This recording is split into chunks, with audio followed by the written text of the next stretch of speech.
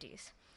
Mr. Ajit Pai, Ms. Aarti Mattu, Mr. Vinay Matthews, Dr. Suresh A. Shan, Mr. Srinivas Kunte, and Mr. Mayank Kachwaha.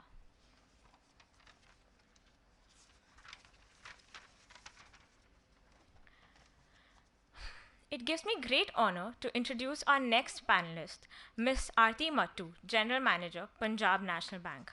Ms. Aarti Mattu is an alumna of the prestigious Delhi School of Economics and also Miranda House. She joined Punjab National Bank in 1987. She has over 30 years of banking experience, having worked both at corporate offices and field operations across India. Her banking experience covers areas of planning, treasury, finance, inspection, marketing, etc., and has been enriched through training in reputed institutes in India and abroad. She is presently posted at the bank's corporate office at Dwarka, Delhi, as General Manager, Strategic Management and Economic Advisory Division, and also looks after the investor relations in Punjab National Bank. Ma'am, we are honored to have you here with us today. May I request Dr. Sanjay Dhamija to please felicitate Ms. Aarti Mattu with a sapling.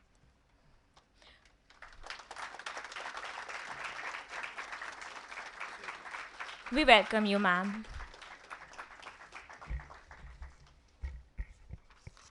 Our next panelist for the session is Mr. Vinay Matthews, founder and COO of Faircent. Mr. Vinay Matthews is the founder of Faircent, India's largest peer-to-peer NBFC lending platform. Having pioneered with the concept of online peer-to-peer lending in India with Faircent, Mr. Matthews has been instrumental in the company's growth since its inception. His long and successful track record in driving business and revenue growth for internet business has helped him establish Faircent as the largest P2P lending platform in the country. An expert with over 20 years of experience in scaling up operations and delivering profitable growth for internet business, Mr. Matthews has held leadership positions with several renowned organizations like the Financial Express, Rediff.com, SIFI, Bennett & Coleman and Company Limited over the course of his career. Prior to founding Faircent, he was serving as country head and associate vice president sales for timesjobs.com. He holds a master's degree in business administration from the Institute of Management Studies, Devi Ahilya Vishwavidyalaya, Indore. Sir, it's a pleasure to have you here with us today. I request Dr. Sanjay Dhamija to please felicitate Mr. Vinay Matthews with a sapling.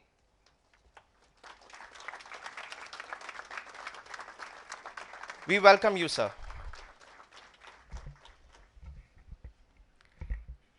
It is a privilege to introduce Dr. Suresh A. Shan, Head Innovation and Technology, Mahindra & Mahindra Financial Services Sector.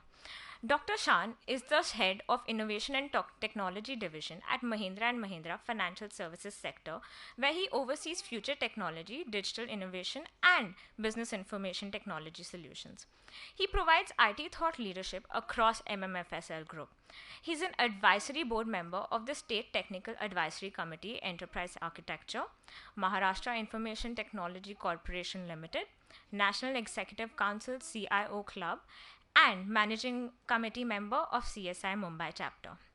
Dr. Shan actively participates in panel discussions and conventions to bridge the gap between academia and industry by collaborative learning and knowledge sharing. He completed his PhD from RKDF Institute of Science and Technology, Bhopal, earned his master's degree in Math and Science from the University of Madras, and a business degree from the Karnataka State Open University. Sir, we feel privileged to have you here with us today. May I request Dr. Sanjay Dhamija to please felicitate Dr. Suresh A. Shan with a sapling. We welcome you, sir. It gives me great honor to introduce our next panelist, Mr. Srinivas Kunte, Director of Content, CFA Institute. Mr. Srinivas Kunte, CFA, is a Director of Continuing Education Advocacy at CFA Institute. In his role, Mr. Kunte contributes to thought leadership in the investment profession. He writes for leading media publications and represents CFA Institute at conferences and forums. Mr. Kunte knows how to code in Python language, and also has an avid interest in promoting technology use in all fields, including finance. Mr. Kunte serves as an external research scholar at the Indian Institute of Technology, Bombay. Prior to joining the CFA Institute, he worked as the country trading strategist for Citi in Tokyo, Japan. Sir, we are happy to have you here with us today. May I request Dr. Sanjay Dhamija to please felicitate Mr. Srinivas Kunte with a sapling. We welcome you, sir. Our next panelist for this session is Mr. Mayank Kachwaha, co-founder of India Lens, India's fastest growing credit underwriting and risk analytics platform. Mr. Mayank Kachwaha is Forbes 30 under 30 entrepreneur with over 7 years of global experience in credit risk and lending industry. He's an alumnus of IIT Madras with experience of working in risk assessment and consumer analytics, financial modeling, and financial operation design roles in the US, UK, and Indian markets. Adding to this, his areas of expertise are marketing, credit and financial analysis, use of modeling to assess risk and evaluate creditworthiness, business cycle forecasting, SAS-based quantitative data mining, loss forecast modeling, Basel-based econometric loss provisioning, fraud analytics, and credit governance. Sir, it is a pleasure to have you here with us today. May I request Dr. Sanjay Dhamija to please felicitate Mr. Kachwaha with a sampling. We welcome you, sir.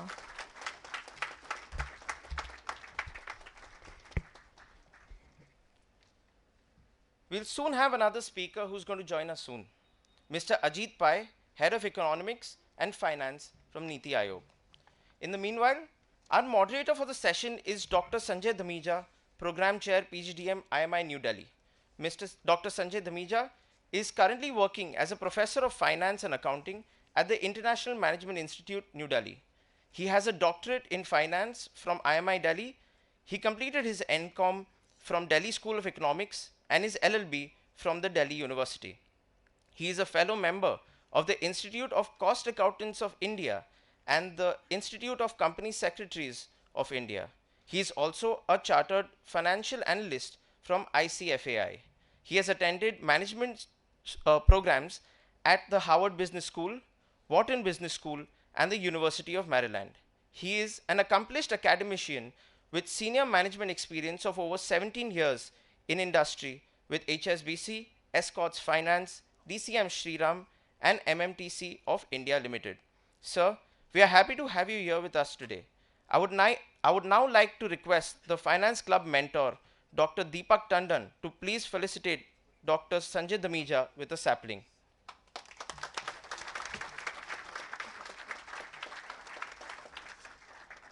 We welcome you, sir.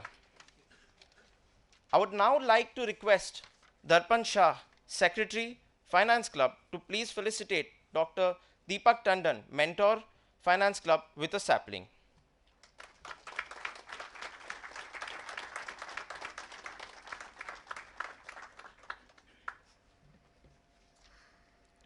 To set the tone for today's session, I would now like to call upon my friends Sahil Batra, a first-year PGDM batch student, and Kirti Sirohi, a first-year HR program student, to share the students' perspective and make a brief presentation along with a video on the session.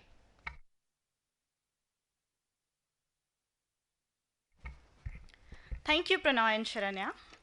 Good afternoon, esteemed panelists, respected faculty members, and aspiring managers. I, Kirti Sirohi, with my co-compare Sahil Batra, on behalf of the Finance Club, welcome you to the enlightening discussion on the theme, Innovation and Risk, Trade-off amidst rising financial inclusion. Think of the emergence of first central bank in 1668 as Finance 1.0, the rise of credit and equity markets as Finance 2.0, the advent of the internet spawning as Finance 3.0, and now a new set of mobile, real-time, highly intelligent and autonomous millennial technologies creating Finance 4.0. Before we start, let's have a quick look at the video to set the tone for the day.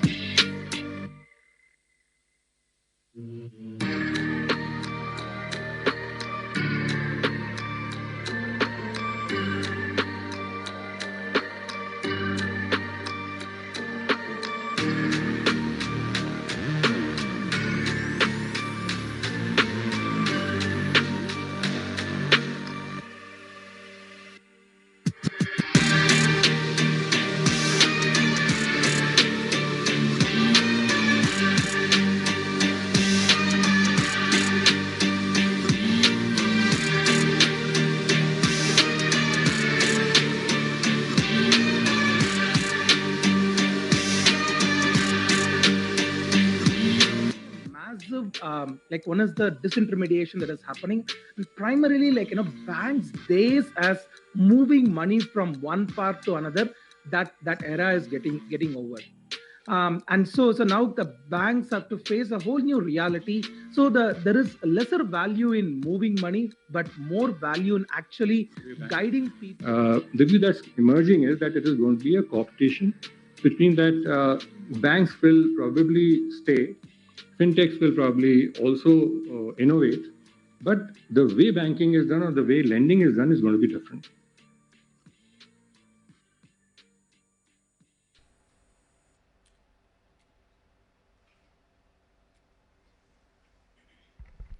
According to RBI, financial inclusion is the process of ensuring access to appropriate financial products and services needed by vulnerable groups such as weaker section and low income groups at an affordable cost in a fair and transparent manner.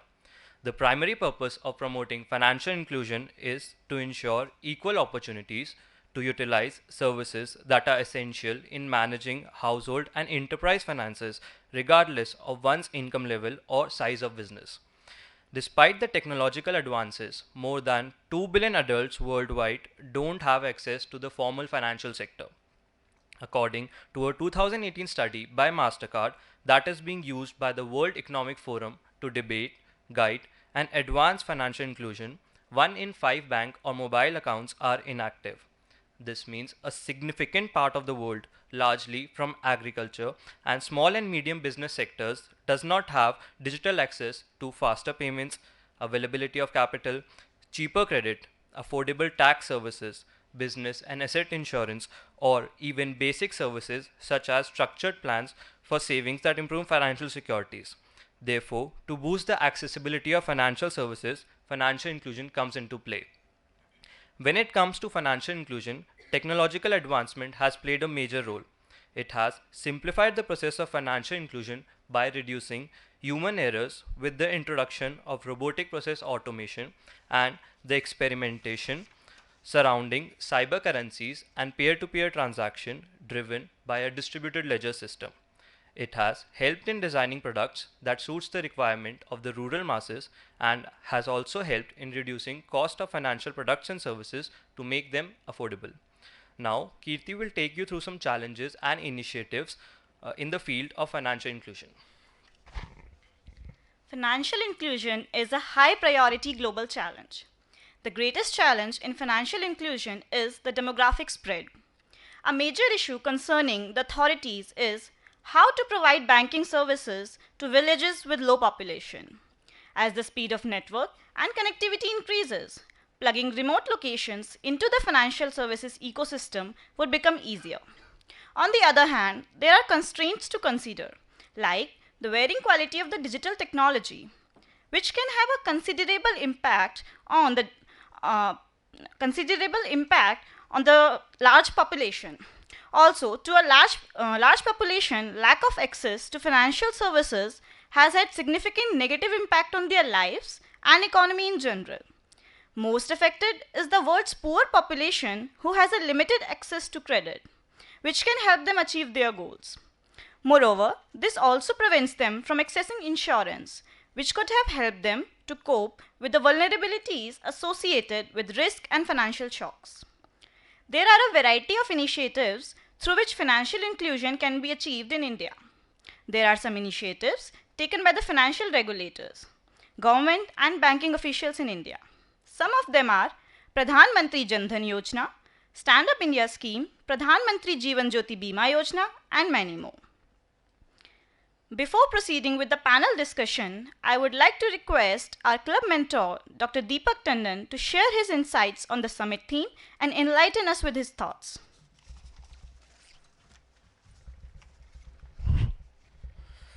Respected Dean Sir, Siddharth Sir, respected Sanjay Sir, respected faculty members from our finance area, my dear students, the organizers of the finance club, I take this opportunity to keep the ball rolling, and I won't say a lot, only 2 minutes I'll take just to introduce the topic, and then the panel discussion with the esteemed dignitaries can straight away go on. Now, India is going to become the fifth largest economy this year only, and it is going to take forward to 5 trillion mark by 2025. 4.0 real time, I'm just giving you the bullets because already they have been dealt into details. 4.4 real time, intelligent, horizontal as well as the vertical networking of the man machine objectives, physical to digital to physical cycle is what is 4.4 aims at. Financial inclusion shackles the poverty, and the banks, fintech, which are growing up, is the need of the hour. Even the regulator, Reserve Bank of India, in various speeches has given two words, that is the R-Tech and the S-Tech, Super Tech.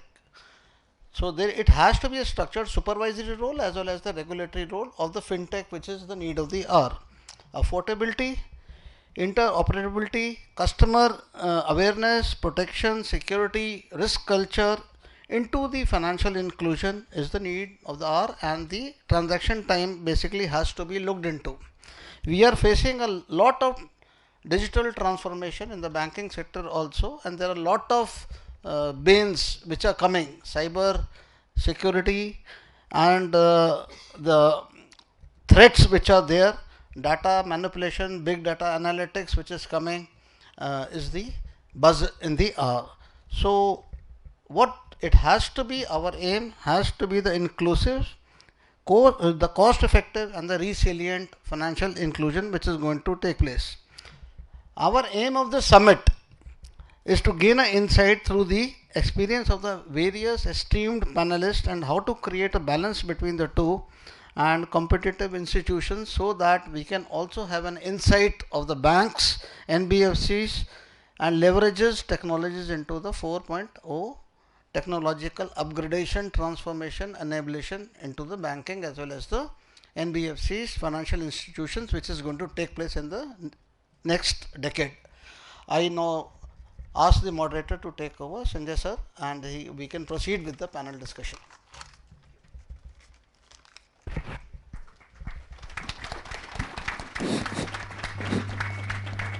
Thank you, Deepak.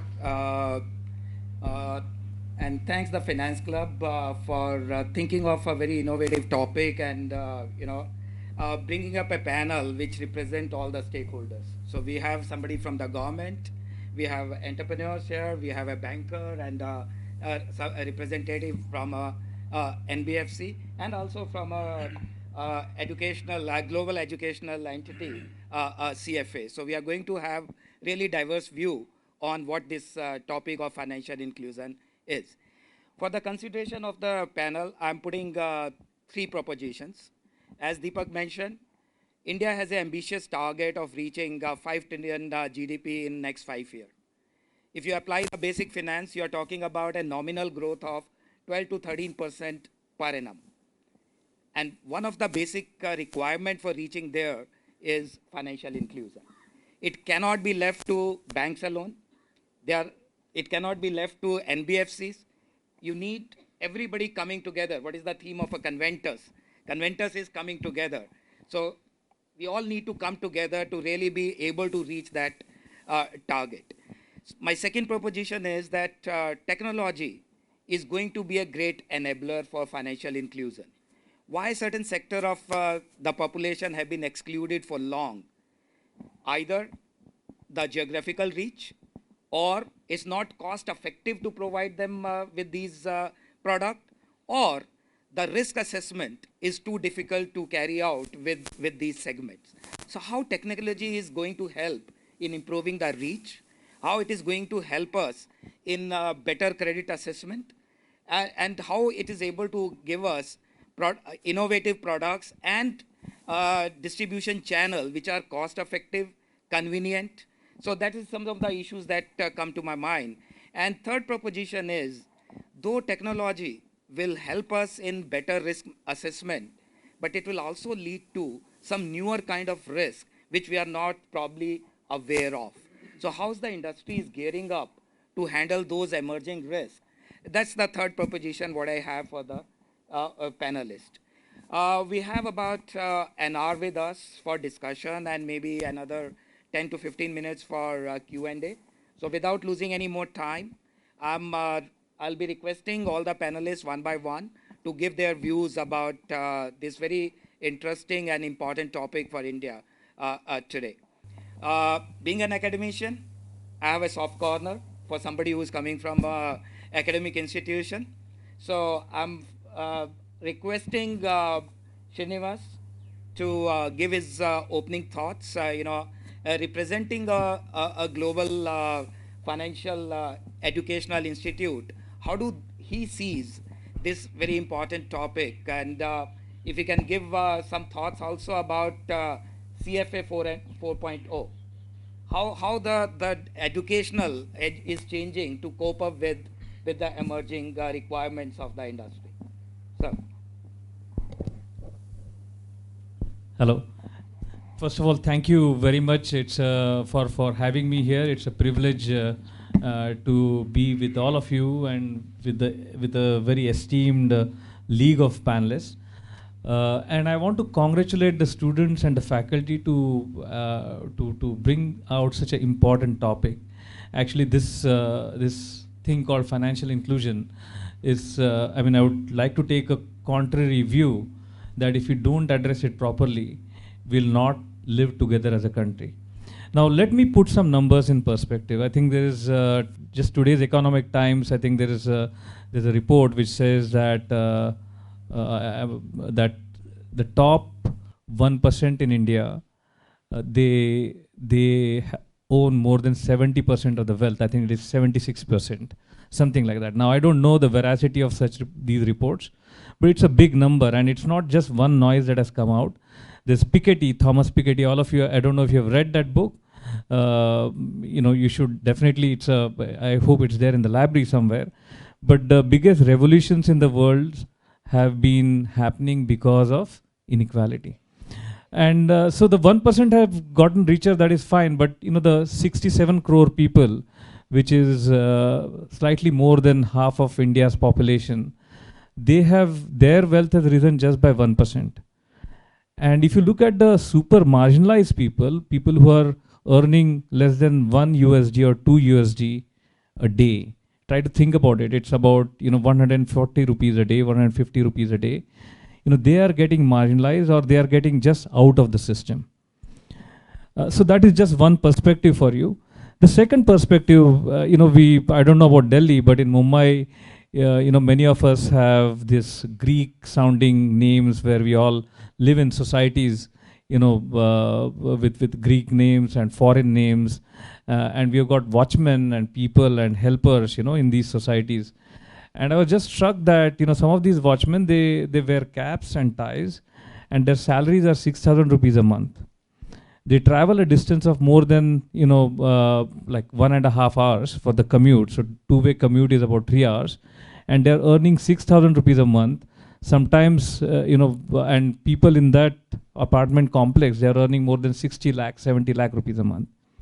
So these are, I wanted to place in front of you, two different perspectives.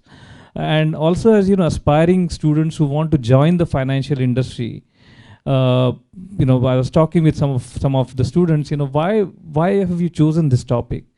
Is it because the Economic Times is saying it, or is it because the World Bank is saying it, or is it because the prof is talking about it? Why are you wanting to dabble in this topic? It's too important.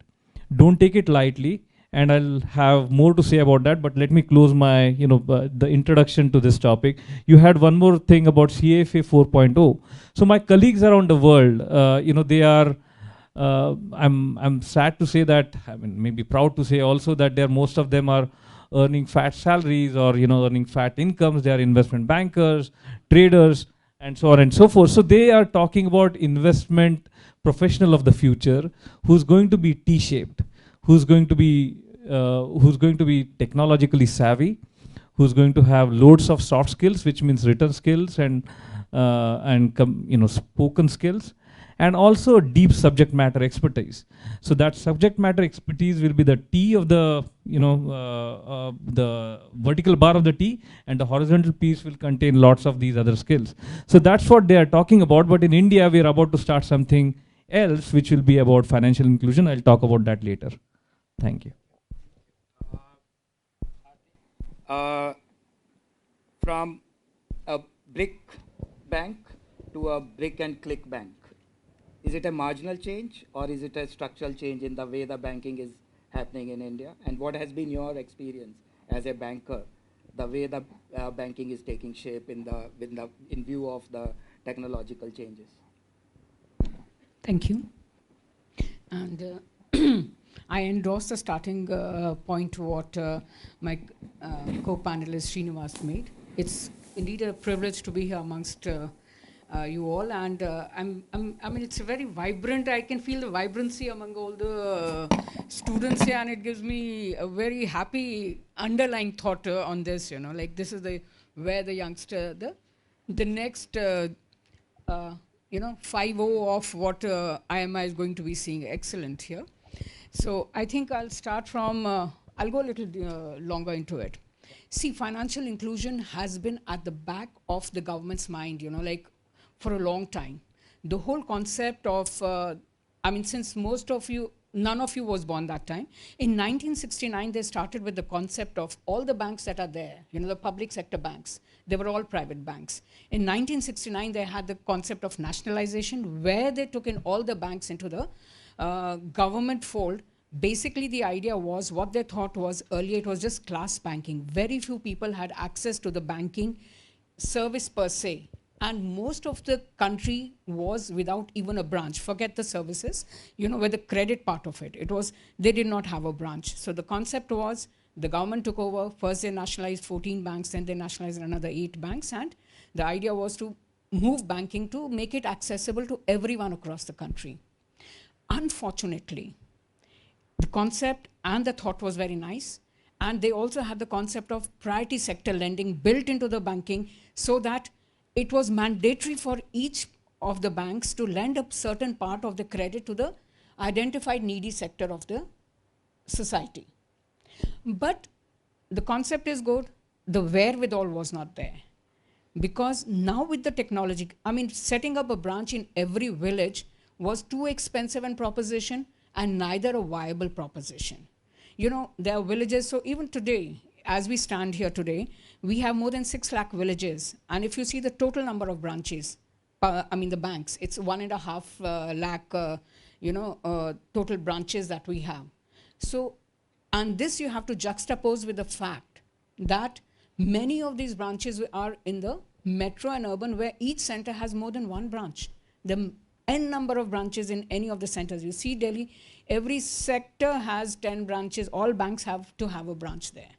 So as against this, giving credit to the whole society was not a possible, you know, option or position. Now with the digital coming in, there has been a sea change. The thought process that started in 69 of taking banking to all is now an possibility and actually happening. So the digital has happened. It is taking branches. It is giving access to banking across the country. Sanjay, I would request you to please repeat my questions, what you wanted me to talk on. So I just wanted to give the backdrop of what was happening on the financial inclusion. So by way of priority sector lending, it was always there in the mindset that we need to lend to. But it was not possible. But it was not possible because of the accessibility and the affordability. How have the things changed with technology coming in? So the technology has made it possible. Now we have, you know, across the technology was there. This, along with the concept of the banking correspondence which has come in. So you don't need to have a branch everywhere. A banking correspondent is as good as a mobile bank that is moving to the person whosoever needs banking services. This gentleman has a laptop, he has a mini ATM with him, he accepts cash, he gives cash to the people whosoever wants. So this is a revolutionary thing that we are seeing. And even if you see our own country, I mean, it's not something that is going to be happening way ahead. In 2011, if we see, the number of people having access to banking was just about 35%. 15%, I mean, 15 years and above, if you see some numbers like that, 15 years and above person, about only 35% was covered through with a banking service. In 2014, this percentage increased to about 54%. And today, as we stand, in 2017, the latest census that came, the position that came in, this is done by a survey by, and there they found almost 80% of the people had banking service available, which is an amazing jump that has happened. Taking banking, and even if you see, you compare ourselves with any other country. If we see China in 2011, 63% had access to banking, and now they're also at around 80%. So we've had this increase in and this has been made possible only through the digitization of the services. And yeah, that reminds me, you also asked me whether banking. Yes, banking has gone a change. Totally undergone a change, and it's a total disruption in the banking industry right now, with the technology coming in, with the digitization coming in. And this is going to see a further disruption as more and more services with the digitization coming into the banking sector. So this is one sector which is totally revamping itself not even a decade, every 5 years we're going to see, with the disruption coming in through the digitization. And it's not just the bankers, it is the customers also who have to be brought up to date on these kind of services that is coming in, And I think I'll close here, and as we go along, we'll go into the discussions. Thank you. There's a Chinese curse, may you live in interesting times. If everything is just status quo, nothing moves. But when there is a disruption, it really becomes interesting. So yeah, I think we are living in a really interesting time, and that interesting time is going to prolong for many, many years to come. Welcome, sir. We started without you. So let's welcome Mr. Ajit Pai. Would you like to introduce? Yeah, please do that.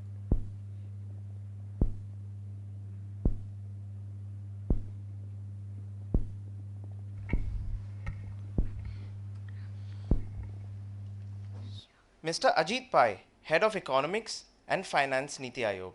Mr. Ajit Pai holds the position of Officer on Special Duty at Niti Aayog, where he heads Economics and Finance, Banking, Insurance and Financial Services, while also overseeing public disinvestment. He is also a consultant to the Vice Chairperson of Niti Aayog and is the Nodal Officer for the Ministry of Finance and its subsidiary departments. Prior to this, he had a successful career in the private sector, including working internationally at firms like McKinsey, Lazard, Thomas Wiesen Partners, and Stifel Finance, the latter two as managing director. He has been awarded 5 #1 Starmine Awards in the Forbes Financial Times World's Best Analyst Survey for earnings estimates and stock performance forecast accuracy in 6 years. Mr. Pai holds a bachelor's degree from the School of Planning and Architecture, New Delhi, a master's degree in architecture from the Yale School of Architecture, and a master's in business administration from the Yale School of Management. Sir, we are very happy to have you here with us today. May I request Dr. Sanjay Dhamija to please felicitate Mr. Ajit Pai with a sapling as a part of IMI's Go Green initiative.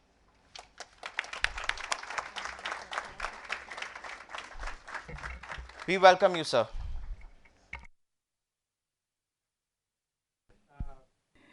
Sir, before you came in, we were discussing that one hand, India has kept a very ambitious target of being a 5 trillion economy in the next 5 years. On the other hand, the news what is coming on ground, that there is a slowdown in textile, there is a slowdown in X, Y, Z industry. So how do you reconcile these two conflicting things, and what are some of the initiatives which we can get from the policymakers? If you can throw some light on that. Yeah. So first of all, I think that's a very good I think that's a very good observation that our ambitions and aspirations have risen quite a bit. Yep.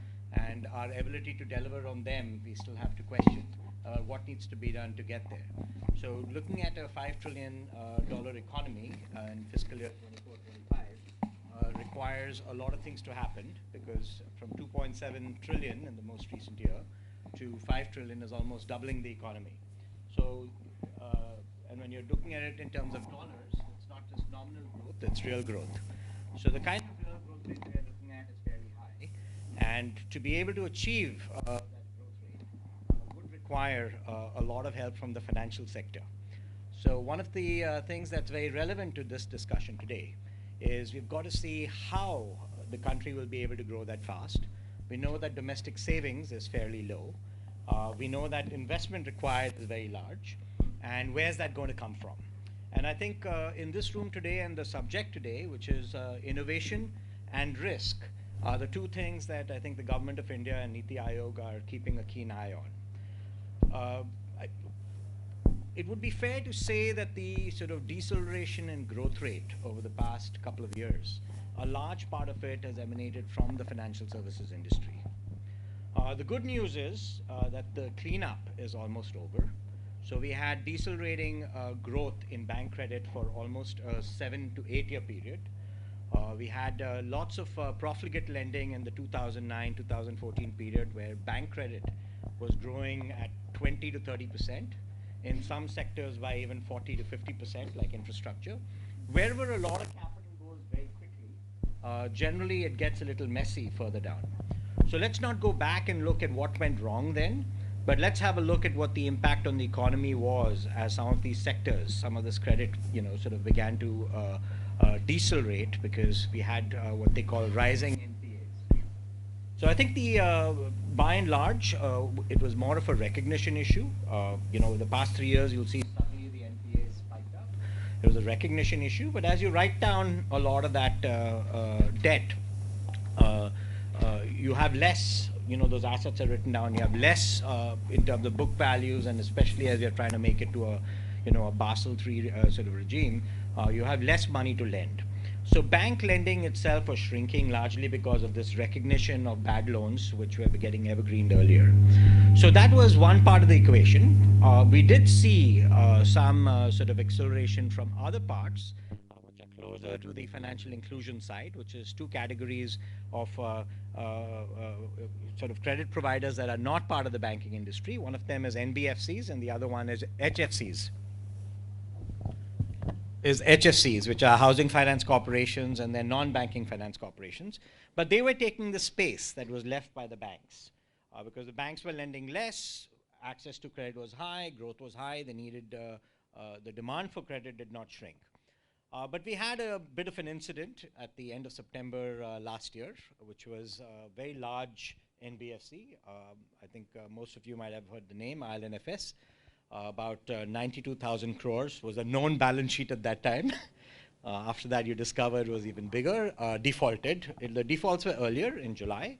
But the big event on that weekend between September and October of 2018 was that the mutual funds that were funding the ILNFS and the NBFC industry, in addition to the banks, there are many sources of funding, they stopped buying commercial paper. And that was, to this discussion, the relevance to this discussion, was that suddenly people were not willing to look at a AAA rating from a credit agency the same way they had before that weekend. You went from AAA to D overnight. So all the commercial paper that was funding these NBFCs that went on to these smaller loans, to the MSMEs, to the areas you talked about, suddenly that came to a halt, and it came to a halt because the mutual fund stopped financing this commercial paper, which is a very low cost of credit. Now the one thing you know that when you go to a banker, the people that really desperately need the money won't get it. You need to show the bank that you have the money to give them. So the moment the NBFC says we desperately need money, guess who stopped lending to them? The banks. The banks said, okay, this is looking very risky. We don't know how to get our money back. So automatically the entire sort of credit in the market, which is a very significant driver of growth, economic growth, started to freeze up. And that freeze up started spreading. Generally when you have short-term liquidity issues, if they stay unsorted for a long period of time or an extended period of time, they become solvency issues. And that's where we are right now. So we had some solvency issues, some liquidity issues develop into that. Of course, the government stepped in, the banks started lending to the NBFCs, but much more in a manner in which they could mitigate their risk. but not in terms of providing fresh credit to the market, but portfolios from the NBFCs were taken away by the banks, said these are your best portfolios you can give me, I'll give you liquidity so you can at least pay your obligations. And that went on, but we've had one or two sort of casualties like DHFL and a few others that weren't able to meet their obligations despite that because of the exposure. But by and large, I think there's been a lot of cleanup. There is a lack of liquidity in the marketplace because of all the deceleration of bank credit, and then an extended period of not having sufficient liquidity. And we keep encouraging the RBI, which is not under the direct control of the government, to be as helpful to liquidity as possible. But what this government has done an incredible job in the cleanup. Now, when we have a look at going forward, how do we achieve it? I think why this particular session is very useful is that this government also has set up the foundations for providing credit in a less risky way. So while the title of this particular session is innovation and risk and the trade-off, we actually believe that innovation can reduce risk. There is no trade-off. And that has been achieved in two ways, but you'll begin to see it only over the next 3 to 4 years, and I'll talk about why. When you look at the Aadhaar and you look at the Jan Dhan accounts and you look at all of this, for the first time in the history of the country, you have a majority of the country actually being able to have a track record of their credit behavior. So as soon as you have the formalization of the economy, so whether it's demonetization or GST, the number of organizations and individuals that have entered the network that can be tracked. So a lot of people thought that they were saving on taxes when they didn't file their tax returns and they weren't formalized in the network. But what tends to happen is that then you're borrowing in the other market. Do you know what MFIs charge as interest? Generally, the cost of interest is significantly higher. So the benefits that a lot of people thought that they're saving on taxes was actually gone in growth. They could have been somewhere else if they were there. Now with sort of in a 3-year period, looking at more than an 80% increase in the number of returns that are filed, more than 60% of GST returns or people paying service tax, our visibility into the network is much higher. But if you look at most track records that are necessary to start actually having confidence in lending, you need a minimum of 3 to 5 years. So generally, if you go for a house loan, they'll ask you for your 3-year returns, you go anywhere else. So this is fairly recent. It's unfortunate that the liquidity issues in the marketplace coincided with reaching 2 to 3 years of track record of all these individuals and companies that have joined that system. But at least now we know that from a knowledge perspective, from a database perspective, from all the new technologies that can innovate perspective, we have that framework and foundation ready. We have twice as many people that would be eligible. And instead of dispersing that risk, everyone getting charged the same interest rate, getting the same amount of loan, now we can be able to look at things in a more granular manner. We can actually give people that are riskier higher rates, give people that are less risky lower rates, and automatically that brings tremendous efficiency, brings down the risk in the marketplace, and also increases the amount of capital that you can disperse. So to get to that 5 trillion, the numbers that we're looking at in terms of credit going into the economy is actually very significant. You're probably all aware that India, from a household debt perspective, is very low. We have about only 11% of GDP as our household debt. Global standards are well north of 50%. And part of the reason that the household debt was so low is that the credit, to access credit, was a big issue for the households in India. So we know that that can be one big lever of change. The one lever we are not asking people to look at is government borrowing, where we're already at 73%. So we have 4 sort of notches below China, for example, which is at south of 50% of GDP. And that's one area that we think that if we de-emphasize, we can actually bring down the cost of capital for overall India. There's no reason why interest rates should be as high as they are. Some of it might be the RBI, but some of it is also the government borrowing. So you want the private sector and to have it from a groundswell, right from the bottom, financial inclusion, all the way to the MSMEs, to the households. And there's a big runway from just 10% of GDP or 11% today to 50%. We can take our time, but we can do that now because we have de-risked by having availability and access to that data. I hope that answers your question. Thank you very much. Let me change track a bit and let me come to Vinay. Uh, Vinay runs the largest P2P lending platform. What is your business model and what had been your experience so far, having being the one of the earliest entrant to this click business model rather than a brick and click model? Okay, so I'm going to give you a little different perspective altogether. So there are two components in this.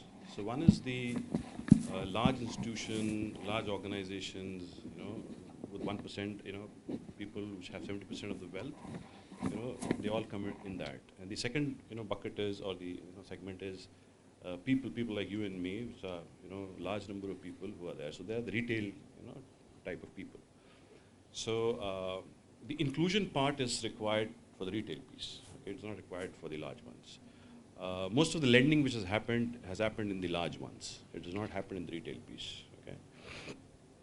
So so that distinction has to be understood, fairly well. So let me give you the retail perspective. Okay. In this country, there are close to 50% people who have bank accounts with all the Jan Dhan Yojana. There's a lot of initiative the government has done, and the 50% of the people have bank accounts. They're about maybe 55% or something. But it's debatable that a lot of them don't use it and all that is there. But having said that, 50% people have bank accounts. But only 10% of them get access to credit. When I say access to credit, access to unsecured credit, okay? Which is fairly a low number. Okay? In this country, if you look at the data you put across, it comes to around 5-6% of the population gets unsecured credit. Now, there is a problem in giving that credit because the banks feel that it's risky to go beyond a certain, kind of customer that they are looking at to lend to, which is fair. I'm not saying, it's not right or wrong. Also, they are concerned about the losses or the, bad debts, the NPAs that will go into it. Because they have a CRR to maintain, they have shareholders to answer. So it's very difficult for them to kind of build it out in a different way. So the other thing is that in spite of all this, 10% of them are getting access to credit. If you compare to a US, it's 60%, 65% credit penetrated. We are a very low credit penetrated country in the world. Okay? So that's data point number one.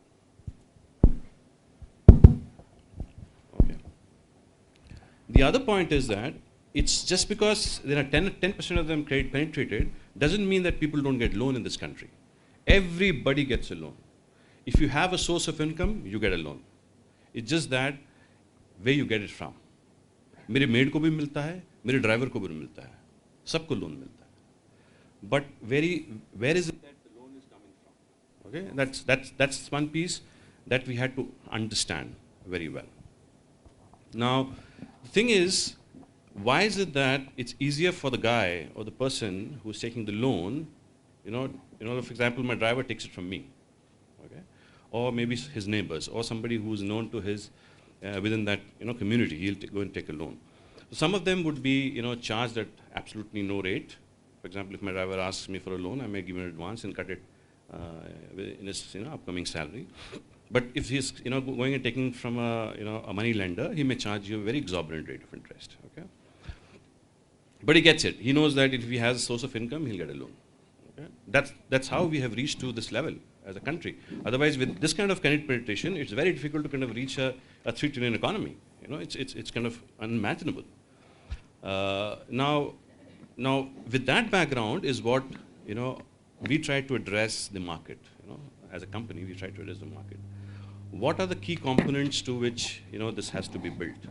So the first component that we thought of was it has to be faster and it has to be cheaper. So the guy gets it from the local fellow is because it's very fast. He's not worried about the interest rates he's paying.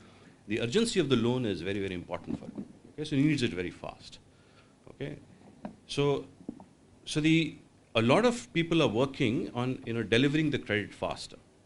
Okay, banks, NBFCs, all of them are doing that.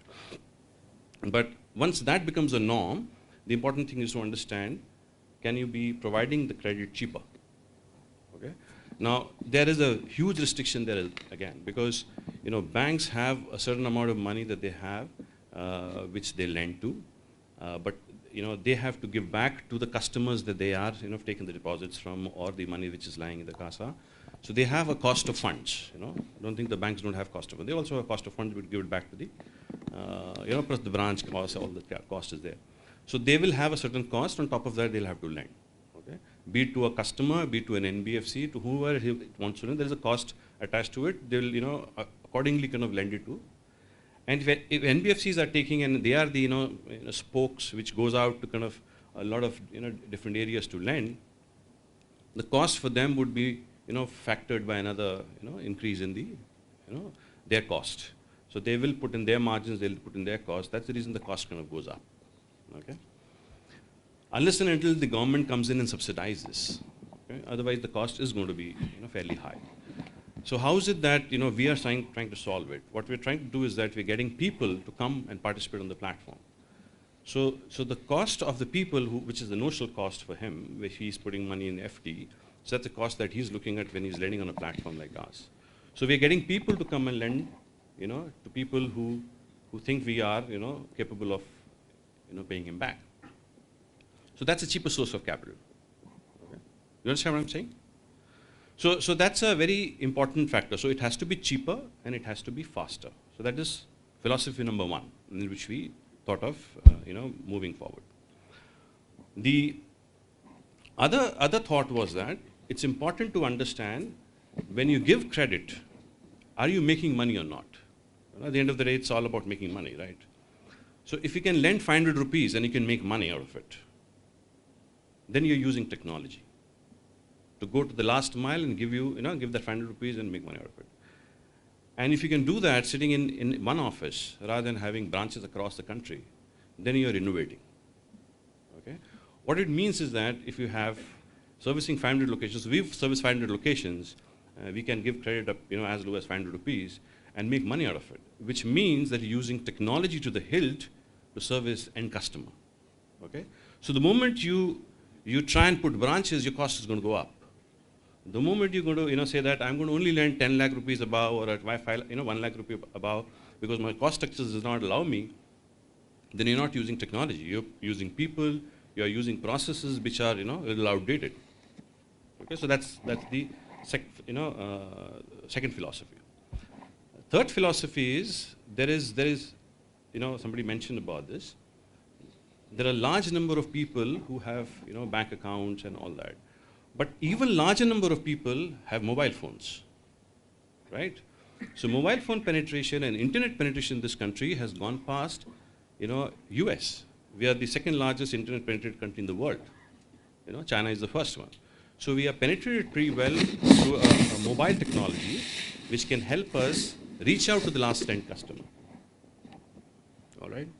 Now, how can you use the sharing economy to reach out to these customers? Sharing economy is a new economy. I'm sure you guys know about it. It's an economy which was started 15 years back by Yahoo groups. I don't know how many of them used Yahoo groups.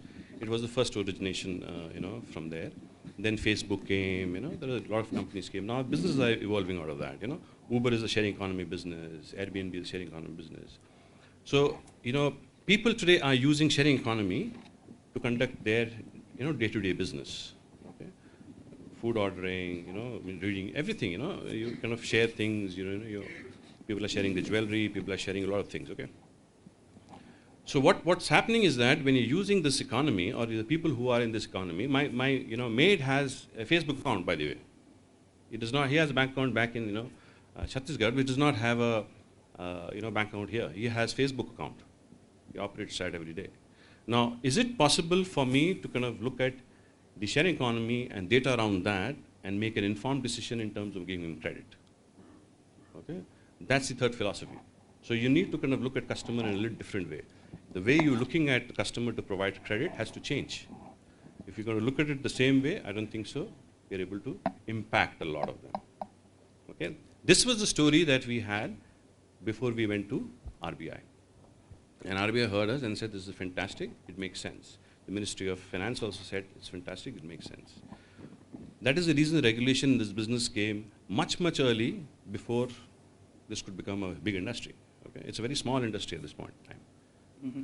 The reason for this, the government thought that it makes sense because people money directly going to people makes more sense rather than people money going to a bank, then to an NBFC, then going to the people, is going to add up all the cost, right?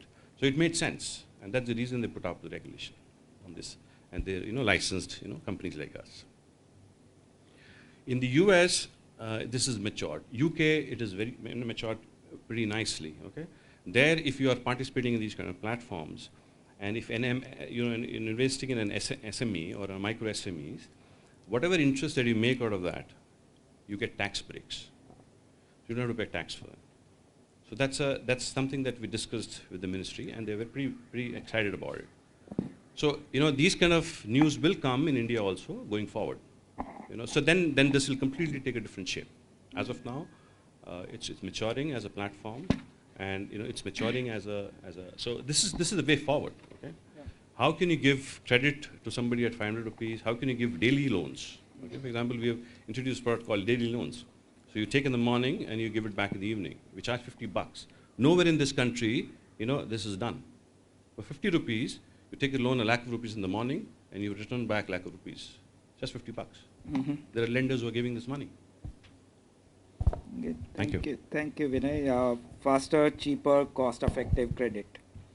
I think one of the challenge what we always heard about financial inclusion was that credit assessment of these borrowers is very, very difficult.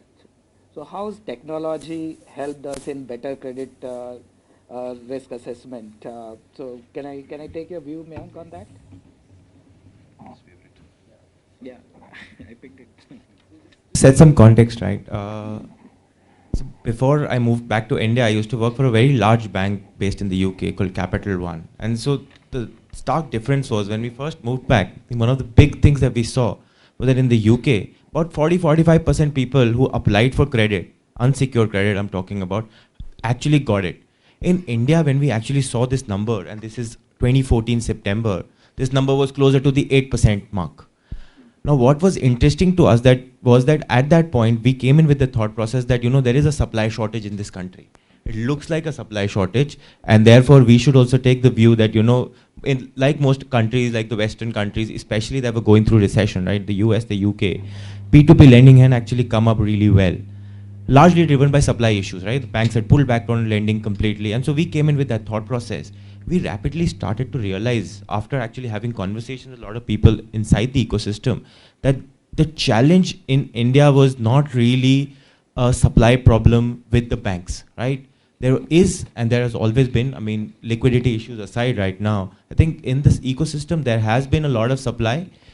The challenge has always been the cost of origination and the risk associated with the loan, right? I think when you try to separate the two things out, you try to actually analyze a bank's underwriting process or loan origination process, you realize most of the large private sector banks even, right, or some of the ones that are actually doing most of the unsecured lending in this country, have an army of people working through every file. Now what happens is because of that, right, and I give you a typical experience, is there are at least a couple of telecallers who have a conversation, there's a sales manager associated to one case, and there's a manual underwriter underwriting every case. When you add that fixed cost up, unfortunately what happens is for most banks, the cost, just as the money that you make from a loan doesn't make sense for them to do a ticket size below a certain amount, right? And so when we did this math, we realized that that math turned out to be about 2.5 lakh rupees. Now if you try to actually compare that to India's population, average median salaries that we see on our platform are about between 25,000 rupees to 30,000 rupees monthly net take home. Now a guy who makes 25 to 30,000 rupees is not looking for 3 lakh rupee loans, right? And that's where the large gap is. That segment, the sub 1 lakh rupee segment, was completely unserved, not even underserved, right? And to this day, I mean, when we work with large banks, the preference is that we send them a higher ticket case because it's just easier for them to work on those cases, right? And I think the cost of all of it makes sense.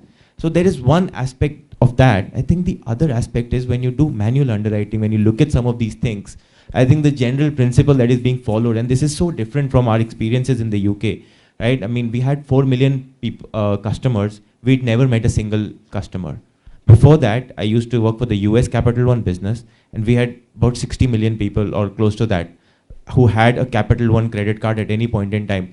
Had never met most of them. In India, every bank, typically, I mean, at least 4 years back, now I'm talking about 2014, 2015, the principle that is being followed is the thicker the file, the higher the chances of getting a loan, right? Now, the people who have all of these documents about them are very few.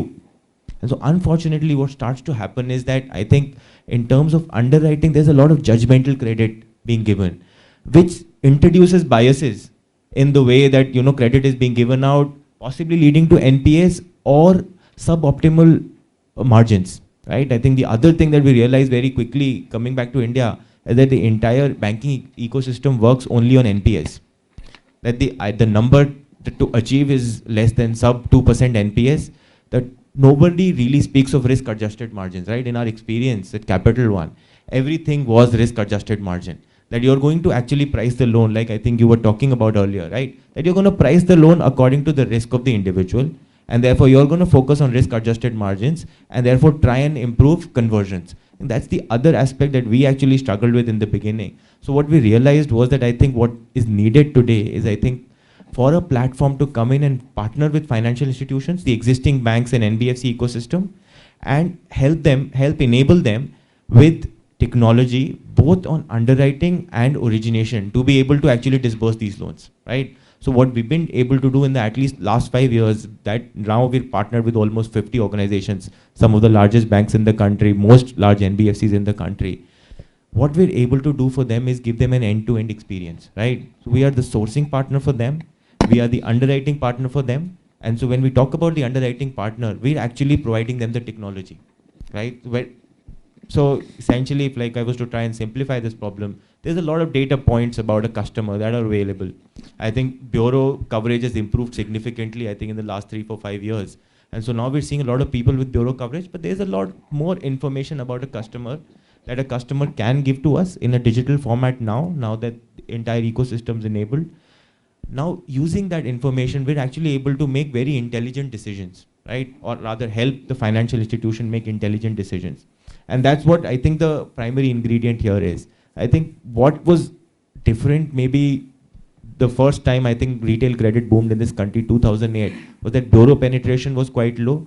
Bureau awareness was quite low. I think the fact that bureau penetration is very high now, and bureau awareness in general, and the fact that a lot of interesting data points, especially things like bank statements, are quite easily available.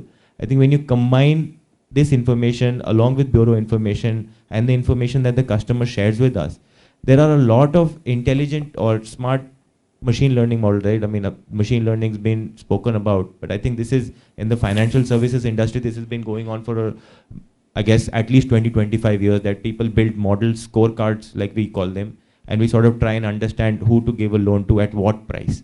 I think what we've been able to introduce in a lot of these cases actually scorecard-driven approaches inside banks. So typically what happens now is that now the focus entirely is on risk-adjusted margins, right? So we're now pricing the loans for the risk. And so if we think that there is a segment that is higher risk, we price the loan for that risk. And similarly, if we see that there is a low-risk customer that is coming to us, we price that loan for that risk. Overall, risk-adjusted margins have to make sense, plus the cost of operations for the bank have to come down, which is, I think, primarily driven by the fact that there is a lot of the origination process which was being done by, let's say, a sales manager and 2 telecallers and a manual underwriter, all being done digitally, right? So I think now we're at a place where in less than 4 or 5 hours, we can actually disperse a loan, right? I think we have to just go and, let's say, do KYC for the customer, go meet him in person, and if he's ready with all of the documentation, we're actually able to disperse loans in less than 4 or 5 hours. So I think to Vinay's point earlier as well, right? I think being able to give people access to credit fast is actually a very important aspect of this, because the fact that I think when you run large, heavy operational processes, you start to realize very rapidly that I think the more people that stay in the system for really long sort of improve or reduce your operational efficiencies. So I think the fact that we're able to do that really fast enables us to do, I mean, we're doing north of a few tens of thousands of loans actually a month, right? To imagine that in like maybe in 2014 when we'd actually first started looking at this space was unimaginable. I think when we first started, we thought, barely being able to do 100 loans a month was difficult because of the way that people approach this. But I think that has fundamentally shifted. A lot of data is available, I think, in a format that we like to see it in. And so we're able to run a lot of models for financial institutions and actually help them decide risk differences, right? I think the whole point is that you're able to differentiate risk between two individuals or multiple individuals and then decide based on that, the pricing that that person should be given credit to. I mean, when, again, I think to that point, when we first came in, we thought that, or we saw that approval rates were about 8%. On our platform, these approval rates are north of 20% today. And that's all been enabled primarily because we've been able to drive the cost down, but most importantly, introduce what we call risk-based pricing. Thank you. Thanks, Mayank. So system-based, data-driven credit risk assessment and appropriate pricing of risk. Yeah, that's the message. Thank you. When we generally talk about innovation and technology, the first thing to come to my mind is manufacturing sector. But financial sector is probably the largest user of technology and innovation. So we have Dr. Suresh with us, who's heading the innovation and technology for a large NBFC. So how has the technology changed the operations of a NBFCs? Can you throw some light on that? Good afternoon, everyone. First of all, let us get into the architect what finance is rotating abroad from the rural India. We have to understand the reality is what one side regulators, finance, banks, NBFCs, other side customers. Intermediate is more dealers, brokers, agents. They decide the rural finance system. They build, they are trying to cover so far. That's where the customer wow factor, we are not able to get it. And if you want to get a lakh of loan, they have to have minimum that what are the charges which will go till around 10,000. That was the survey says, and that's what the customer couldn't get the wow factor on that. So we are trying to build out to say the innovation should happen on that to suppress the dealer, broker, agent. That the muscle power is very high and allow that customer. Corporate should directly interact with the customers. That's where the actual system lies on, which we are struggling for so many years, but it will continue until we didn't suppress the intermediate system. It's going to be a big challenge for finance to connect the customers and trying to benefit on that. And technology, again, if you see technology side, like so far the transformation is more to do with corporate digital, where majority of the technology was driven by the regulators. For example, if you say a good customer is identified by seeing a check return from a bank statement, otherwise we don't have any proof to identify what is good customer. But today we have enough information about the customer on the social and trying to enable his business and other information which is more vital for to decide even a company or a customer how important and other parameters, which enables us to even go to a court to say earn to pay model. We'll make them to earn so that they can pay for us, where the digital can play a purpose, how we can empower the customer for what purpose he's taking a loan, how other things can take it up. I'm just saying commercially we don't have similar information which will enable the customer to try to use the technology. And current technologies are more to do with corporate digital, where nothing is more promoting customer digital, where the expectation is what every individual customer to be treated as corporate, and he should have every engagement which is going to benefit for his purpose and what elements he is trying to add, which is going to change the world. Where in other ways we say in India at least e-business is less to do with electronics, more to do with emotions. Bring as much as emotions part of the system, which is going to connect to the system, is going to empower it. Otherwise, like other side, if you see money lenders are doing very well, they are coming up very high. For them, field investigation, whatever you call it, is only two questions. How long you are in this place and what things you do, he is able to judge and give a finance, where we are struggling with so many things. And again, we are trying to find out a way which is not possible. We want a technology which has to define whether the customer will pay back, which is going to be rubbish, where which is not going to work for us. So let us find out something else. What are the other patterns, for what purpose this business and kind of things they are going to use. And technology should empower something on the rural India. Again, if you see from the rural India, especially from Mahindra side, if you see, we have more than 4 million customers who don't have bank accounts, who can't speak English. So we try to bring out, engage, how much we can do at the purpose where, which will engage them for a longer time. So can I get into all the financial related activities, part of the customer, part of my engagement for a long term. So we started even getting into that, acquiring the same customer for multiple times. So try to bring out not just getting into only an automobile loan or something to do with housing or an insurance or other products. Try to get engaged for his business purpose and what are all the financial related expectations for that end customer. So that's not coming out somewhere in the technology. And if you see the overall population, if you say 8.33 million population, and other side you say 6,40,867 villages, and we have 46% growth comes from there, but the treatment and the technology is not matured, and we struggle a lot to positioning the product what best we can do for it.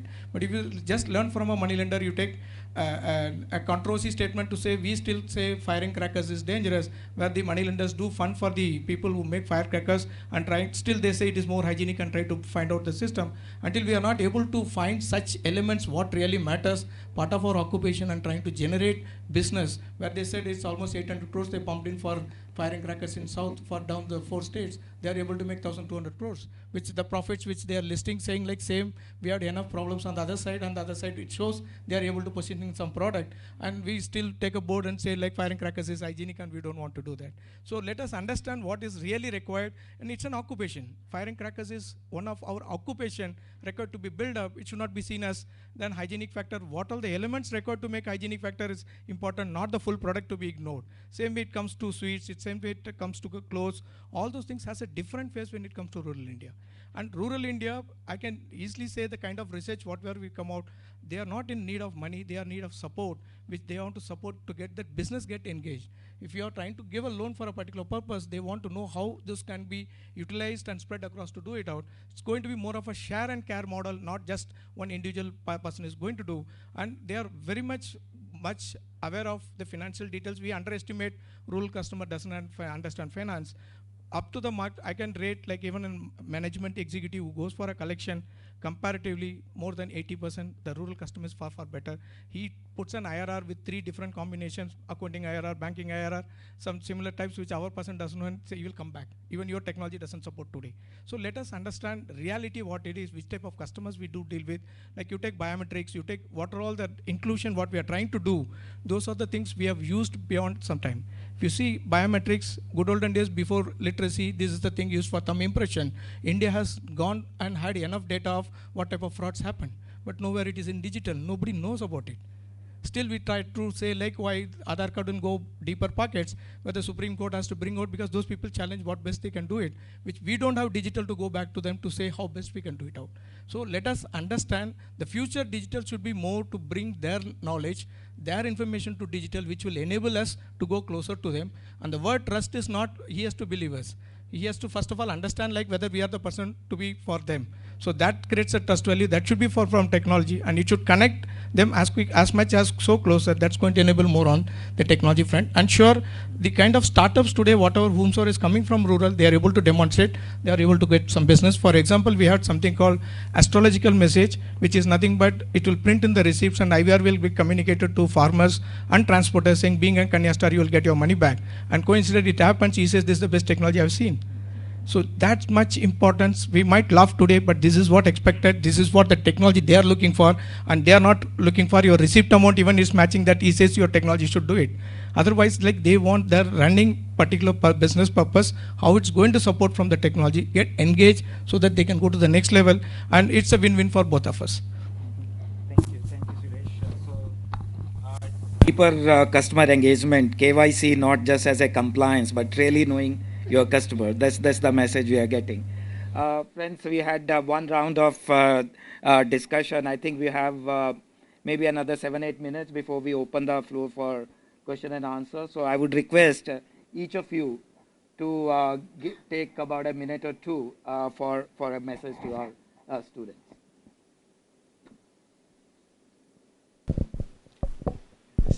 Yeah.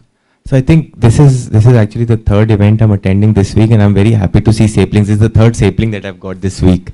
So I think this is a positive change given that Amazon's burning on one side. That said, I think it's actually it's quite amazing, right? I think the fact that business schools, and this is again, I think I've been attending a lot of these events at business schools, and within business schools there's a lot of discussion going around financial inclusion.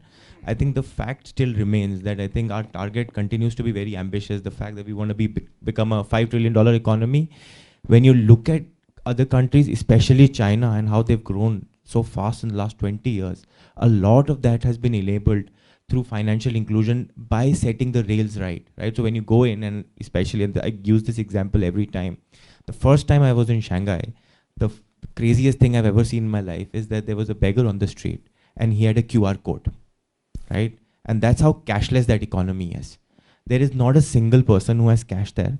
Unfortunately, us with our Visa and MasterCards also don't really get acceptance there. So we're the only ones using cash in China. The thing is that when you go and understand how they've been able to do it, a large part of it is the data that comes out of this, right? When you look at a WeChat and when you look at a VPay and Alipay, all that they're able to enable is transactions on those rails. And because of those transactions, actually a lot more information, I think what he was speaking about earlier as well. In India, the self-employed guys actually have not been filing returns, or they file returns for, I mean, the most conversations that I have with some of these guys, they always tell me ki 3 lakh rupees ka maine to file kar diya. And then when it comes to us underwriting them, it becomes really ridiculously difficult, because now for a guy who files a return of 3 lakh rupees, I can possibly give him what, 50,000 rupees a lakh? But his requirements are sometimes in crores. And then you start to understand that he has so many other sources of income. And the same goes with all the families in this country. When we're trying to underwrite, let's say, an individual, a salaried individual, we never are really able to understand household income. The moment we bring that into the picture, suddenly you start to realize that this guy actually is able to pay. And so what happens is, unfortunately, because of the lack of data, we're not able to give credit to a lot of people who are already eligible and creditworthy. And by the fact that when we give them this credit, we realize later that they're able to make payments, and then we sort of back calculate, oh, they have this family income and they make this rental income from somewhere else, and they have this on side business on this. A lot of this information is going to enable us to be able to get, I guess, most importantly, to be able to give these self-employed guys credit, which is what is needed for, I think, India to become the $5 trillion economy that it intends to become in what, another 5 years? Yeah. So yeah. Thanks, man. Srinivas? Yeah, thank you. So I just wanted to bring your attention to at least 3 different traps. The first trap is the middle income or low middle income trap. It's slightly micro view. I don't know how many of you know about these traps, but you know what happens in India is a low middle income economy, and China is a middle income economy. Even China is not able to get out of that trap. What it really means is that the population growth is still high. About in India, it's about 1.8%, 1.5%, depending on which years you look at. And in that trap, the population is still high. The GDP is growing, but the GDP per capita is stuck. Now, that means that about, you know, the GDP per capita, people say it's $2,300, $2,400, but it's actually 1 lakh rupees, right? Depending on how you count it. Now, that is the first trap. The second trap is about the wealth trap, and all of us are stuck in a wealth trap. If you've got another book that I'm going to, you know, recommend you to read, it's called Poor Economics by Abhijit Banerjee and Esther Duflo. It's a fantastic book in which, you know, it'll, if you look at the visualize the chart, on the x-axis is current wealth, on the y-axis is future wealth. Now you want your, depending on where you are on the curve, your future wealth should be more than your current wealth. But what happens with poor people is that they get stuck in a trap. That is a poverty trap. And at the lowest end of the poverty spectrum, it means that if you don't have 2 types of insurances, one is life insurance, the second is accident insurance or health insurance. If you don't have that, you are stuck there perennially. So second trap. The third trap is success trap. You know, we have to, you know, constantly evaluate and reevaluate our definitions of what really success means. Should we really be aiming for a $5 trillion economy, or should we really be aiming for a higher GDP per capita? Should we really be aiming for a nice, cozy investment banking job, or should we be trying to solve other problems? My children, you know, they grew up in Japan. One of them, you know, understands, speaks fluent Japanese, but she wants to, you know, go to the US. Why? You know, so there's a country there which is welcoming you with open arms. You can go there if you really want to, or better serve your country here. So success trap, and what success trap also means is that, you know, you should look up at this Project Syndicate website. Lots of thought leaders write on that website. And one of them, you know, they were saying, you know, the world is currently facing into, you know, there's a deflationary thing. the growth is not there. So in terms of like really going the real GDP per capita, which Ajit Saab mentioned, it's not going to probably, I don't know whether there's going to be $5 trillion. So you have to redefine your success trap, the success definition. And with that, I just wanted all of you to at least take one small pledge to, because all of you are students, MBA students, to in light of all the discussions so far and in light of these traps, what do you really want to do in your careers? That is number one. And the second thing is, if you can, today, tomorrow, if you have not already done so, you got a housemaid in your house, you got a worker in your house, see if you can buy or encourage, they'll buy themselves, the Pradhan Mantri Jivan Suraksha Yojana and Jivan Bima Yojana. If you can do those two things, I think that will be a lot of value from this this conference, which has already given a lot of value. Thank you. See, we at Punjab National Bank are one of the pioneers in the financial inclusion. But coming back to the topic what we had today, I'll just restrict myself to innovation and risk, the trade-off. What we strongly believe is the innovation is what has made the financial inclusion possible. The kind of major leaps the country has made in financial inclusion in the way banking or inclusion has been made accessible to everyone across the country is amazing, and that is because of the innovation, the digitization. So what we feel is it's not a risk with it. The risk always would be there with everything. Even if I step out today, I drive a car, there's a risk. I might meet an accident. The risk is inherent every action that we take, but the innovation is here to stay, and I don't think there is a trade-off. The innovation continues and the trade-off would not be there, what I feel. And secondly thing is, like one of the issues, I think one of the speakers spoke right at the beginning when they were introducing, there were two things they talked about in financial inclusion. One was about the access, which I feel the digitization has really made major leaps in it. And the other part in the inclusion that was a inherent issue that was raised by them was about the data. The accessibility of the credit history is where the second part comes in, which limits the inclusion part of it. So the data, now what is happening is across one of the ways it can be dealt with is the huge data history that is being created, like the UPIs are being used, and even the small storekeepers, they may not have, they have this QR codes that is being given to them. I would like to quote one example, what Alipay had done in China. So the farmers who did not have a good history in terms of the, they did not have a credit history. So what they did was the they gave MyPay Bank, they gave them a QR code to the farmers. And all their things they sold was through the consumers gave the money through the QR code.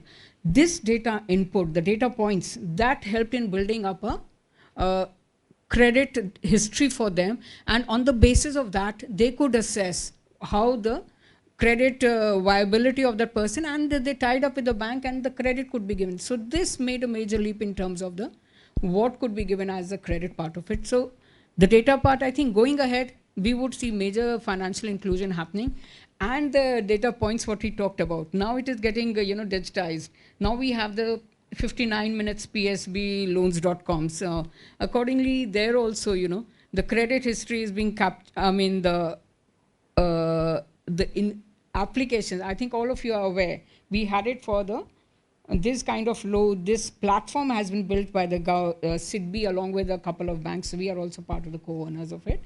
So this where anyone who wants a MSME loan, because MSME is a very underbanked in terms of the access to this segment is very limited in our country. Less than 40% of the requirements are coming from the formal sector. I mean, that kind of a couple of, IFC says even less than 25%, and somebody says less than 40%. So they're more dependent on the self funds that they're generating and from the others.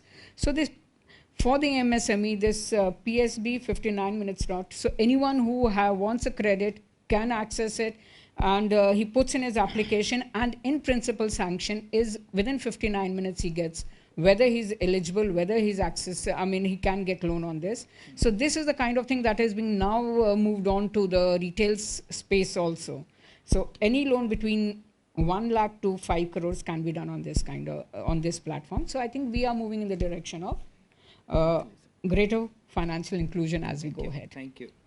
Suresh.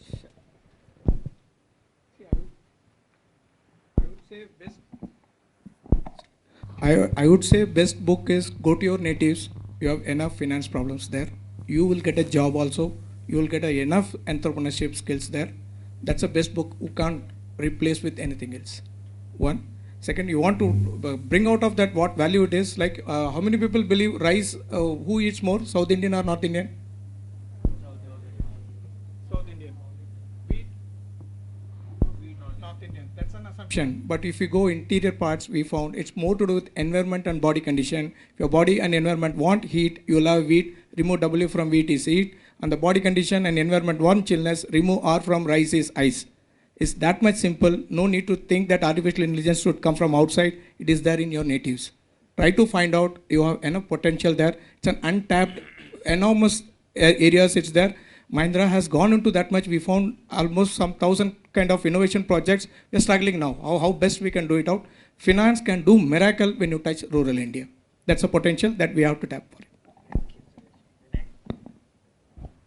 Yeah, I'll just quickly cover some of the risk mitigations that we can do,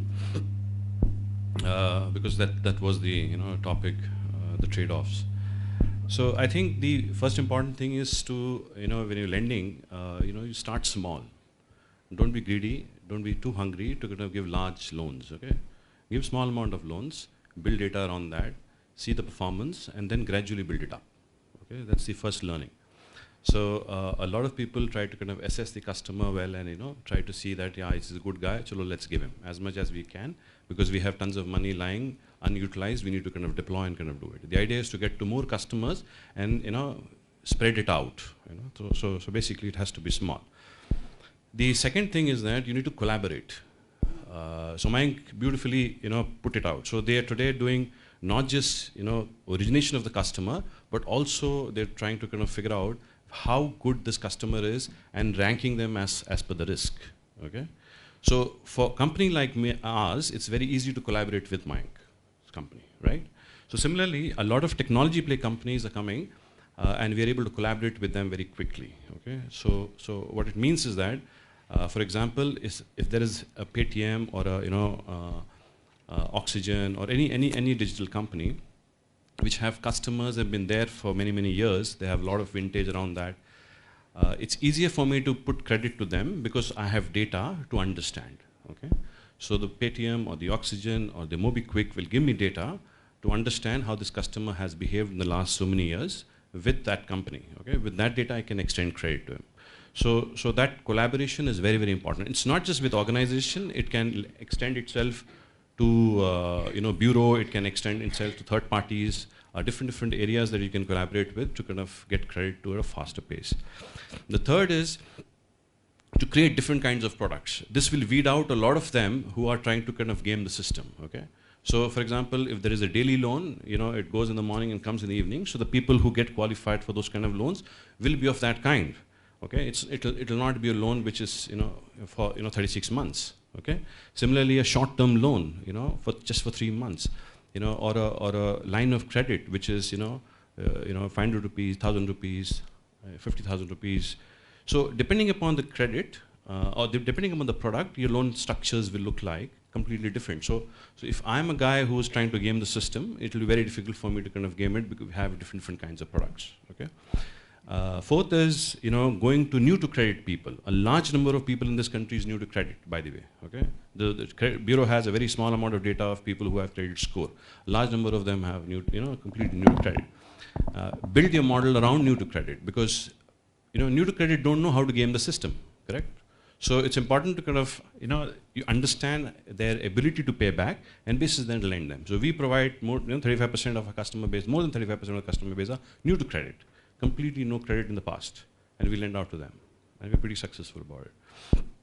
And I think also Government has built a very beautiful ecosystem. I don't know whether you guys have heard of, I'm sure you have, India Stack, which has these 3 layers, paperless, presentless, and, where the Aadhaar and all of this is there.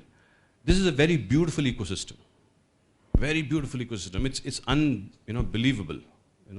I think it's globally one of the best which has come out. I've seen a lot of companies not using this. It's a shame. So you can actually get a signature going without the guy being there, physically signing it. You can actually transfer the money without guy going there. So it's a beautiful ecosystem. We should use that ecosystem. I think that itself will bring the cost down drastically. Thanks. So I think one of the things that I would encourage this class or this group, I don't know whether you're all the same class or not, but this group to look at would actually be the people that still aren't addressed. And by that I mean when you look at the Indian population, there's about 250 million people that live in households where there's only one person that is under the age of 12 that is literate. So in these households, while we have made huge strides in terms of data, we have made huge strides in terms of mobile penetration, we have made huge strides in terms of broadband connectivity, what we are running the risk of is having a stranded generation. So we are going to be seeing a group of people that are, have all the faculties except they're not literate. They have a child that is literate, of course. So, a single child, which is a huge, improvement from maybe 10 years ago or 20 years ago where they didn't even have their child. So the child is literate now. We have made huge progress over there in the education system. But how do you address this population? And while we are seeing lots of fintechs, we are seeing a lot of investment looking at people that have now entered the digital era, how do we access? Because I think it is a material opportunity and it's less competitive. But how do we use innovation to actually address this whole group that doesn't know how to use these instruments, are still able-bodied, do have assets, do want to make progress, but don't have those basics in terms of being literate and that basic education and digital literacy, and not suffer for it, So that's one thing that I encourage people to think about. Thank you very much. I'm afraid we have run out of time, but not to disappoint the audience, I think we'll quickly take 3 questions.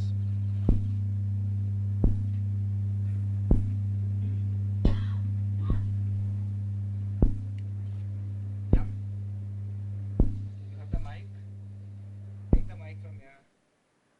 Be fast.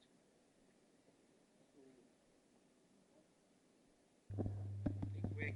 Hello. So yesterday there was a statement by Niti Aayog that there is an unprecedented crisis in last 70 years in the financial sector because people are not trusting each other to give credit.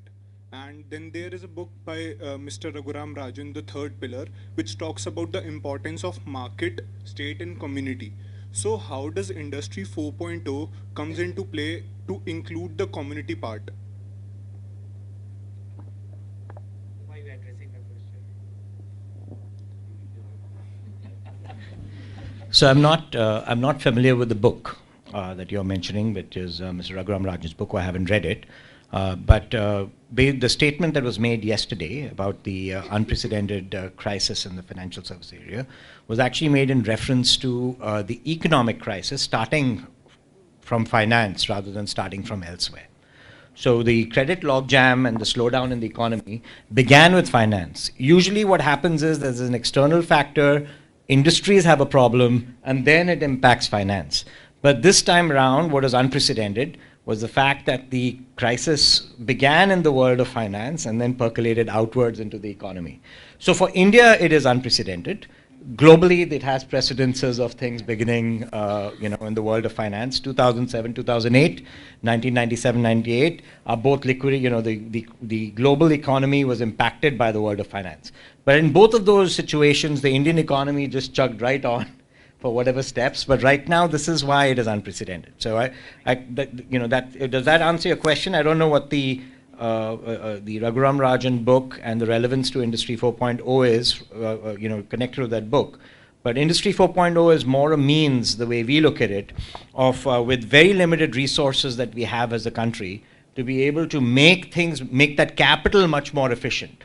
So that's the way we look at it, and we think that by enabling better data, you'll also see in the media people keep questioning government data.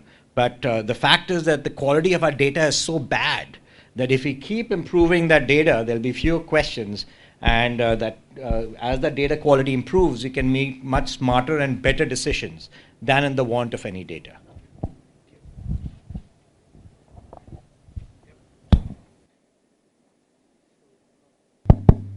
Good afternoon, respected panelists. So my question is for the panel.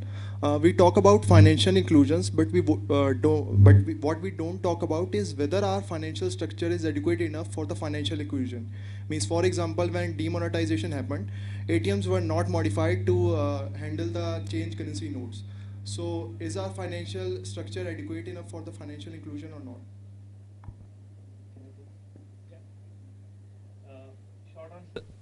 Short answer, no. And that's the opportunity, as Dr. Shan mentioned. That's the opportunity which I missed to mention, where all of you can be actually wealth advisors. And Mr. Ajit, he mentioned that there's 250 million people, right? And there's others who can give you the bread and butter, where you can go and SEBI registered wealth advisors is just 1,400 for a country that has got maybe more than $20,000 millionaires. Okay, but so no.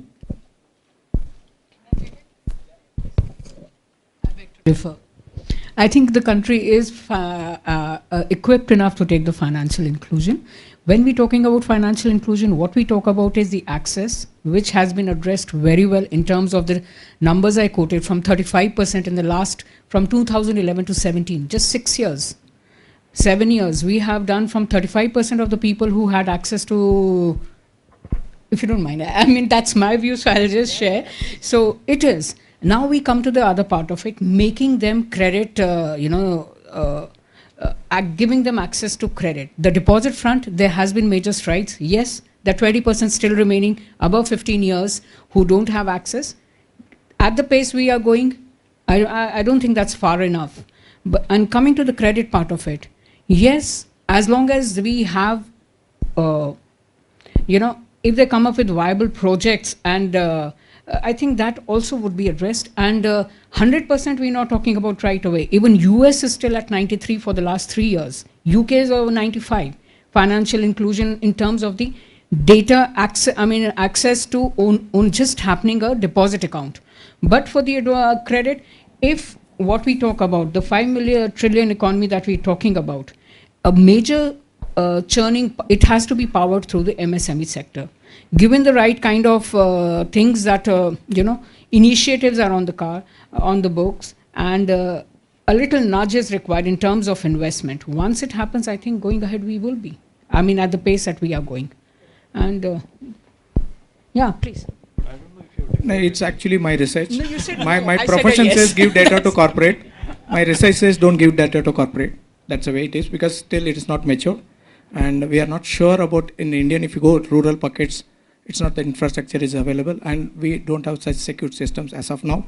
We talk about only the urban, they give all fingerprints. I have 20,000 employees with me, all people give fingerprints. I have 4 million customers, nobody gave fingerprints.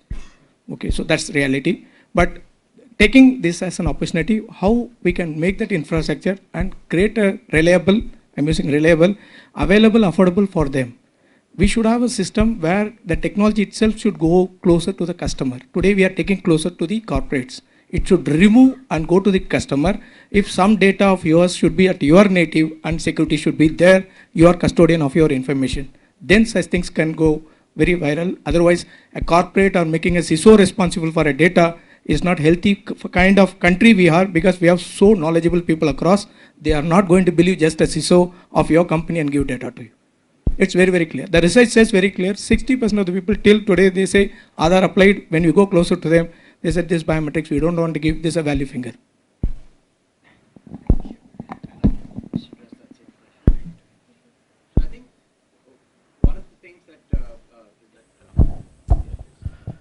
One of the things that might to address the same question in a slightly different way, that we may have the infrastructure in place, but it might not be getting leveraged in the right way or used in the right way.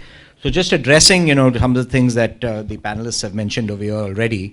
For example, now when you have, mobile phones penetration going up, people talked about it. One of the impact that has been pretty significant on our Indian system is on the postal services. So postal service has been plunging in terms of usage. The loss per, it's like a 90% negative operating margin now. It costs 9 rupees to send a postcard and you buy it for like, I think 15 paisa or 50 paisa right now. So that's a massive infrastructure that's out there for rural penetration. There are more post offices in this country than there are bank branches. And bank branches, only 30% of bank branches, or 34%, are rural of the public sector, private sector, branches together. And SBI is, high up there in the low 30s. But post offices, 90% are rural, 89.7% are rural. And 1,52,000 post offices.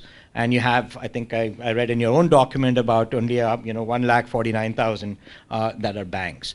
Now, PNB is helping in some way over there by working with the Postal Department to create the IPPB. They're helping them with the India Postal and Payments Bank.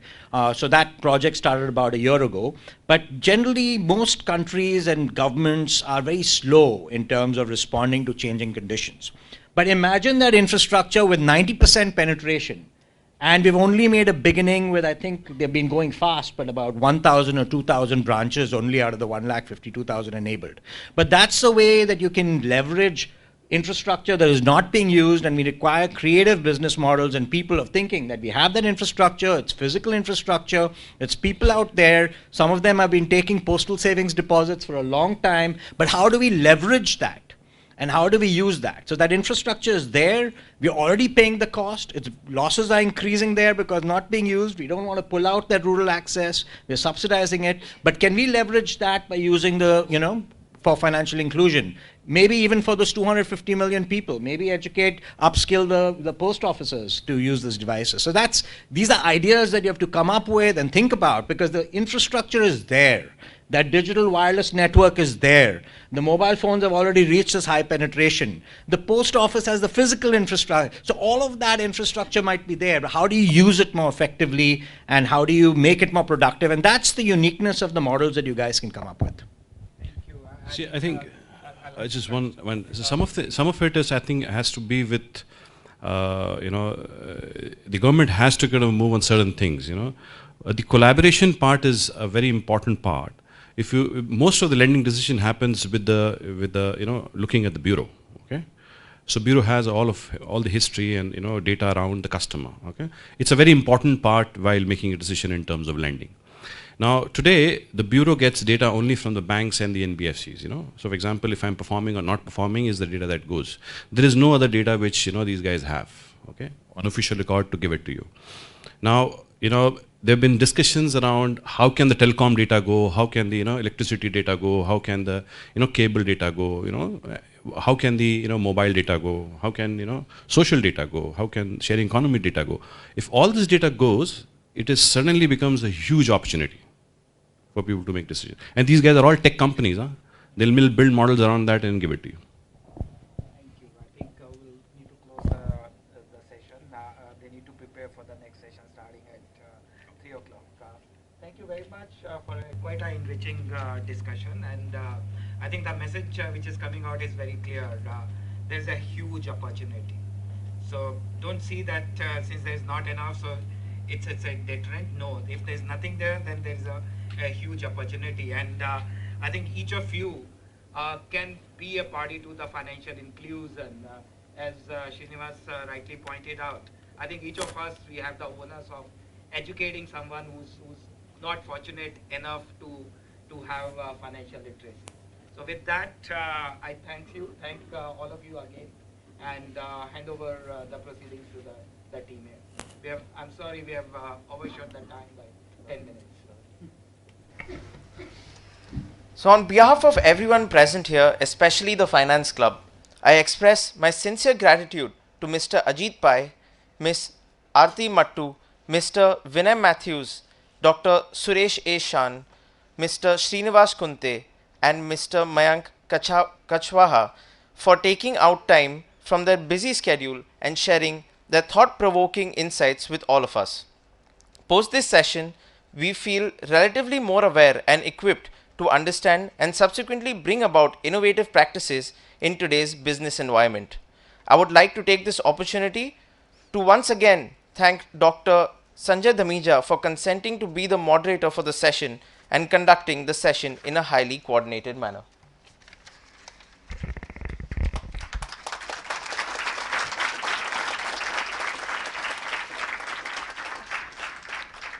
Now, we would like to request Dean Academics Professor Siddharth Verma to present Mr. Ajit Pai with a memento as a token of our gratitude.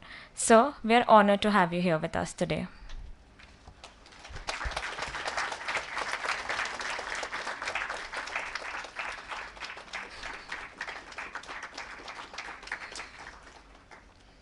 We would like to request Finance Chair Professor Aman Srivastava to present Ms. Aarti Mattu ma'am with a token of our gratitude. Ma'am, it was a pleasure having you here today.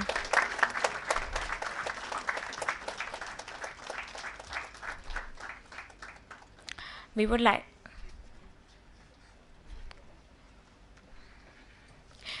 like to request Professor R.K. Arora to present Mr. Vinay Matthews with a memento as a token of our gratitude. Sir, it was a pleasure having you here today.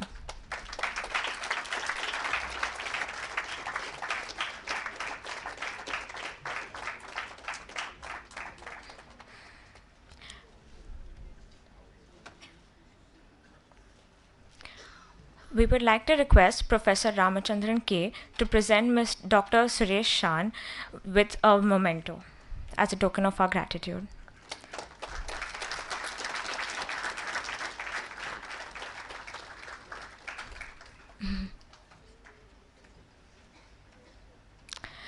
We would like to request Professor Monica Chopra to present Mr. Srinivas Kunte with a memento as a gesture of our gratitude.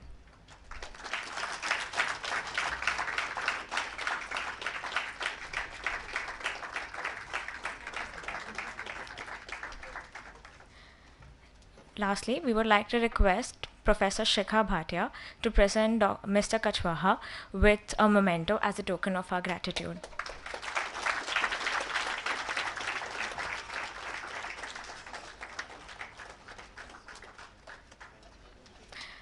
Thank you, sir. Dr. Sanjay Dhamija, we are honored to have you here with us today. Now, I would request the Secretary of the Finance Club, Darshan Shah, to present a memento to Dr. Sanjay Dhamija. Sir, kindly accept the memento as a token of our gratitude.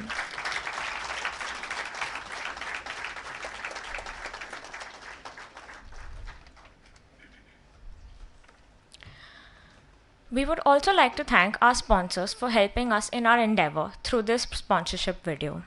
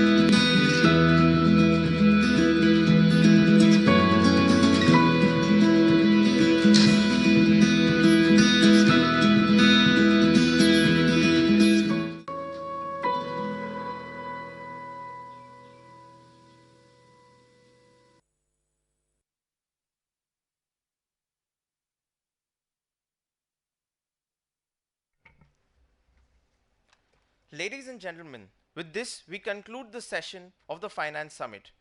We are sure that the session has been very enlightening for each one of us present here.